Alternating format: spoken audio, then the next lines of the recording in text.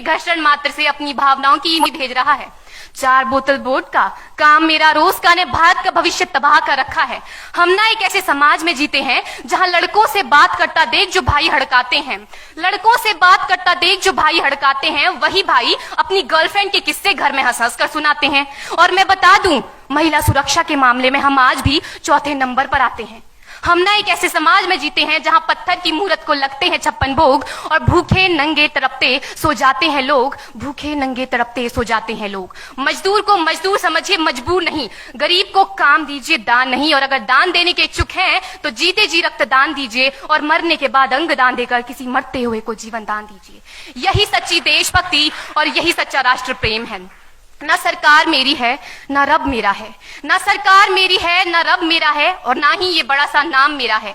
बस इतनी सी बात का गुरूर है मुझे कि मैं भारत की हूं और ये भारत मेरा है और ये भारत मेरा है। परंतु एक वैचारिक बीमारी हमारे समाज में मुझे नजर आती है। कहा जाता है हम दुनिया के सबसे बड़े लोकतंत्र हैं, जहां हिंदू पैदा होते हैं, मुस्लिम, सिख और ईसाई भी पैदा होते हैं, लेकिन बदकिस्मती है अब इंसान पैदा नहीं होते। और मेरे विचारों में ना हिंदू की जरूरत है ना मुसलमान की जरूरत है। राष्ट्र निर्माण के लिए केवल अच्छे इंसान की जरूरत है, केवल अच्छे इंसान की जरूरत है। जरा सोच कर देखिए, ये पेड़ पौधे और शाखाएं भी परेशान हो जाएं अगर परिंदे भी हिंदू और मुसलमान हो जाएं।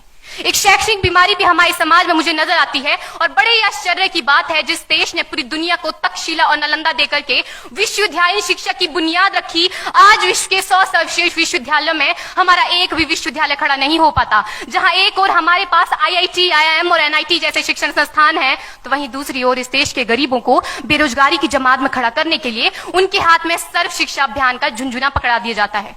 और मैं बता दूं, इस शैक्षणिक बीमारी का केवल एक कारण वो ये कि हमारे देश की शिक्षा नीति केवल 2 तरह के लोगों के लिए बनती है। पहले वो जो विद्वान हैं और दूसरे वो जो धनवान हैं।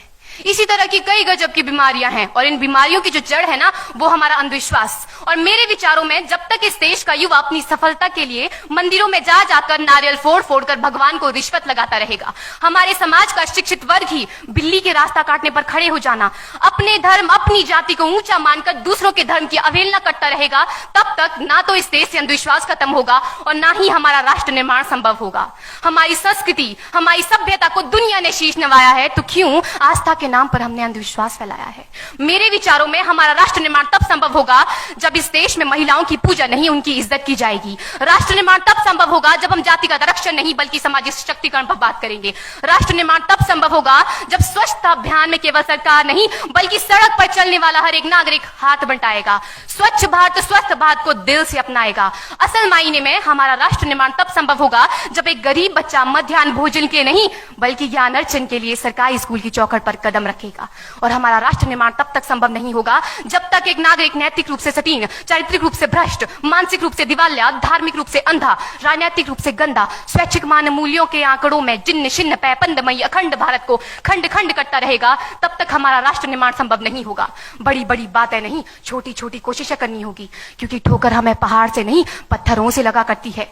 I being an Indian, I being a student, I being a simple daughter of this motherland feel proud to be an Indian। और मैं सैल्यूट करना चाहूंगी सरहद पर दिन रात हमारी रक्षा के लिए खड़े हर उस जवान को, इस देश की पुलिस, प्रशासन और किसान को, और इस देश के हर उस व्यक्ति को जो अपना काम पूरी ईमानदारी, पूरी मेहनत और पूरी लगन से करते हैं, जिनके बिना राष्ट्र निर्माण की कल्पना करना भी असंभव सा लगता है। और आज इस मंच पर पूरी जिम्मेदारी के साथ मैं भारत की बेटी ये कहती हूं कि हमारा राष्ट्र निर्माण तब संभव होगा जब हम सभी, मैं, आप, हम सब मिलकर प्रयास करेंगे, क्योंकि हमारे देश की जिम्मेदारी नहीं है हमें आगे ले जाने की, हमारी जिम्मेदारी है अपने देश को आगे ले जाने की, अपने राष्ट्र को आगे ले जाने की, अपने वतन को आगे ले जाने की। तो अंत में मैं बस यही कहना चाहूंगी, मेरा हिंदुस्तान महान था, महान है, महान रहेगा। मेरा हिंदुस्तान महान था, महान है, महान रहेगा। होगा हौसला सबके दिलों में बुलंद तो एक दिन पाकिस्तान भी जय हिंद कहेगा। पाकिस्तान ही क्यों, सारा जहान जय हिंद कहेगा, क्योंकि सारे जहां से अच्छा हिंदुस्तान हमारा, सारे जहां से अच्छा हिंदुस्तान हमारा, हम बुलबुलें हैं इसकी, ये गुलिस्तान हमारा, ये गुलिस्तान हमारा। जय हिंद, वंदे मातरम।